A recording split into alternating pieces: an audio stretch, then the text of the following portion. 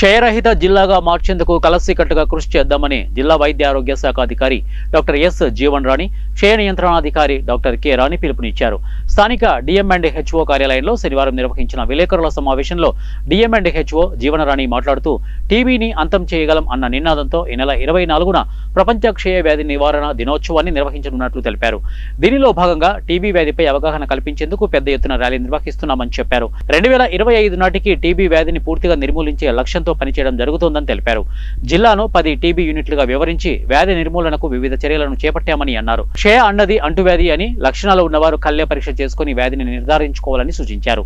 2 వారాలకు మించిన దగ్గు, జ్వరం, ఆకలి మందగించడం, బరువు తగ్గడం, ఛాతీలో నొప్పి, కఫంలో రక్తపు జీరలు, రాత్రిపూట చెమట పట్టడం, శ్వాస తీసుకోవడంలో ఇబ్బంది, అలసటగా ఉండడం, మెడవద్ద వాపు తదితర లక్షణాలు ఉంటే టీబీ పరీక్షలు చేయించుకోవాలని సూచించారు. డిసెంబర్ 7న ప్రారంభించిన 100 రోజులు టీబీ కార్యక్రమంలో భాగంగా పెద్ద ఎత్తున ప్రచార కార్యక్రమాలను నిర్వహించడంతో పాటు నిర్ధారణ కార్యక్రమాన్ని కూడా నిర్వహించామని, ఇక 861 క్షయ కేసులను గుర్తించామని తెలిపారు. టీబీ వ్యాధి సోకేందుకు ఎక్కువగా అవకాశం ఉన్న 60 ఏళ్లు దాటిన వారిని గుర్తించి వారికి బీసీజీ టీకాలను వేయడం జరుగుతుందని చెప్పారు. 4 ప్రాంతీయ ఆసుపత్రులు, 4 కమ్యూనిటీ హెల్త్ సెంటర్లు, 2 మెడికల్ కాలేజీలు, అదేవిధంగా 482 ఆయుష్మాన్ ఆరోగ్య మందిరాలు కలిగి ఉన్నది మన విజయనగరం జిల్లా. ఈ నేపథ్యంలో మనం డిసెంబర్ 17 నుంచి 100 రోజులు టీబీ, డిసెంబర్ 7వ తారీఖు నుంచి 100 రోజులు టీబీ ప్రోగ్రామ్ని కండక్ట్ చేసే నేపథ్యంలో దాని ఎయిమ్ ఏంటంటే హౌ టు ఎలిమినేట్ ఎండ్ టీబీని ఎలిమినేట్ చేద్దాం, ఎండ్ చేసేద్దాం. ఈ నేపథ్యంలో మనం ఈ ప్రోగ్రామ్ని లాంచ్ చేయడం జరిగింది. మన జిల్లాని స్టేట్ నుంచి ఎన్నుకొని ఈ ప్రోగ్రామ్ని మన జిల్లాలో కండక్ట్ చేయడం అనేది జరిగింది.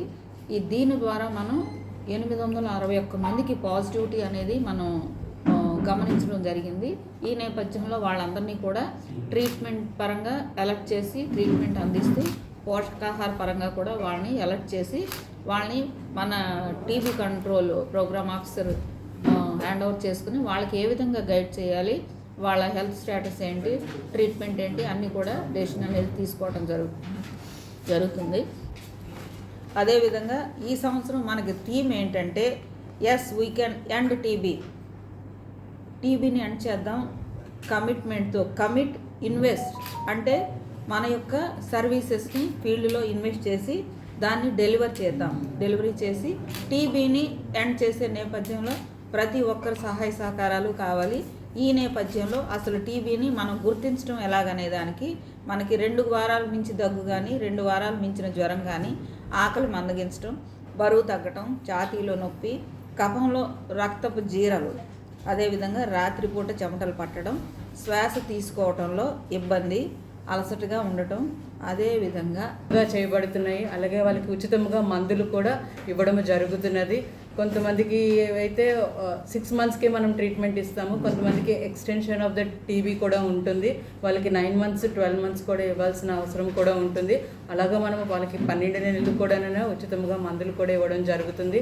అలాగే సిఎస్ఆర్ ఫండ్స్ నుంచి కూడా స్టేట్ వాళ్ళు మనకు సపోర్ట్ చేస్తున్నారు. అలాగే మనకి కమ్యూనిటీలోని, విలేజెస్లోని నిక్షయ మిత్రాస్ అన్నటువంటి వాళ్ళు ముందుకు రావాలని కోరుకుంటున్నాము.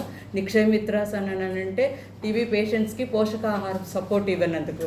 వాళ్ళు చాలా బలహీనంగా ఉంటారు, ఇంటి దగ్గరే ఉంటారు, వాళ్ళు పనికి కట్ట ఎక్కడికి వెళ్ళలేరు. కాబట్టి వాళ్ళకు పోషణ నిమిత్తము, అలాగే న్యూట్రిషియస్ ఫుడ్ సపోర్ట్ కోసము వాళ్ళకి అందరికీ నేను నిక్షయ మిత్రాస్ ముందుకు వచ్చి సహకరించినట్లయితే ఇంకా బాగుంటుంది. సో దట్ ఈజ్ ఇన్వెస్ట్మెంట్ అంటే వారి నిక్షయ మిత్రాస్ ముందుకు ఎవరైనా నెలకి 700 రూపాయలు చెప్పినానన్నా వారు సహకరించినట్లయితే టీబీ పేషెంట్స్కి వాళ్ళు నిక్షయ మిత్రగా మనం ఐడెంటిఫై చేస్తాము. నిక్షయ పోర్టల్లో కూడా మనము వాళ్ళని నమోదు చేస్తాము. వాళ్ళకి ప్రభుత్వం వారు అప్రిషియేట్ చేస్తారు కూడా. అలాగనే ఎన్పివై నిక్షయ పోషణ యోజన కింద ప్రభుత్వం వారు ఇంతకుముందు 500 రూపాయలు ప్రతి నెల, అలాగే 6 నెలలకు చెప్పిన 3000 రూపాయలు ఇచ్చేవారు. ఇప్పుడు 1000 రూపాయలు నవంబర్ 24 నుంచి 1000 రూపాయలు చెప్పిన ప్రభుత్వం వారు